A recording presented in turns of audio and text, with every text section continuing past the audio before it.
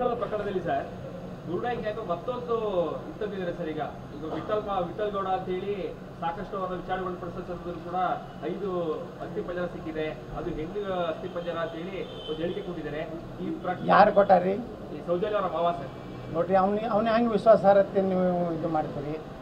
SIT ಅವ್ರು ಈ ಪ್ರಕರಣ ಬೇರೆ ದಿಕ್ಕು ತಗೊಂಡು ಇಲ್ಲ, SIT ಅವ್ರು ಏನಾರು ಕೊಟ್ಟಾರಾ? ಇಲ್ಲ.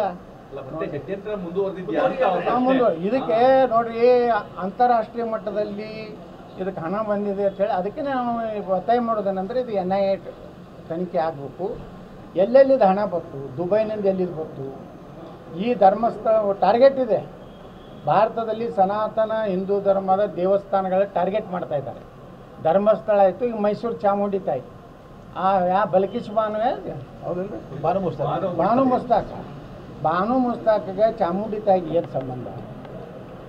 ಏನು ಎಕ್ಸ್ ಮುಸ್ಲಿಮಾ? ಅದ್ರ ಡಿಕ್ಲೇರ್ ಮಾಡ್ಕೊಳ್ಳಿ ಹೆಣ್ಮಗಳು. ಈಗ ಜಗತ್ನಾಗ ಒಂದು ಹೊಸ ಜನಾಂಗ ಹುಟ್ಟುತ್ತಾ ಇದೆ. ಇದೇನಂದರೆ ಎಕ್ಸ್ ಮುಸ್ಲಿಮ್. ನಾವು ಮುಸ್ಲಿಮ್ ಇದನ್ನು ಸಿದ್ಧಾಂತ ಒಪ್ಪೋದಿಲ್ಲ ಅನ್ನೋ ಒಂದು ಜನಾಂಗ ಹುಟ್ಟೈತಿ. ಹಂಗೇನೆ ಅದು ಡಿಕ್ಲೇರ್ ಮಾಡ್ಕೊಳ್ಳಿ. ಇಲ್ಲಾಂದರೆ ನಾನು ಗೌರವಯುತವಾಗಿ ಹಿಂದೆ ಸರಿಬೇಕು. ಯಾಕಂದರೆ ಮೂರ್ತಿ ಪೂಜೆ ಮಾಡೋರನ್ನ ನಮ್ಮನ್ನೇನಂತ ಕರೀತಾರೆ? ಕಾಫೀರ್ ಅಂತ ಕರೀತಾರೆ. ಕಾಫೀರ್ ಜೊತೆಗೆ ಯಾರು ಮುಸಲ್ಮಾನರು ಸೇರ್ತಾರಲ್ಲ ಅವ್ರನ್ನೂ ಕೊಲ್ಲಬೇಕಂತೇಳಿ ಕುರಾನ್ ಹೇಳ್ತಾರೆ. ಅಂದಾಗ ಈಗೇನೋ ನಾನು ಕೇಳ್ತೀನಿ ಮುಸ್ಲಿಂ ಮೌಲ್ಯಗಳಿಗೆ, ನೀವು ಮುಂದಿನ ಕ್ರಮ ಏನು ನಿಮ್ಮ ಕುರಾನ್ ಪ್ರಕಾರ? ಇವತ್ತು ನಮ್ಮ ಚಾಮುಂಡಿ ತಾಯಿಗೆ ಹುಮ್ಮ ಏರಿಸ್ಲಕ್ಕೆ ಬರ್ತಾಯಿದೆ.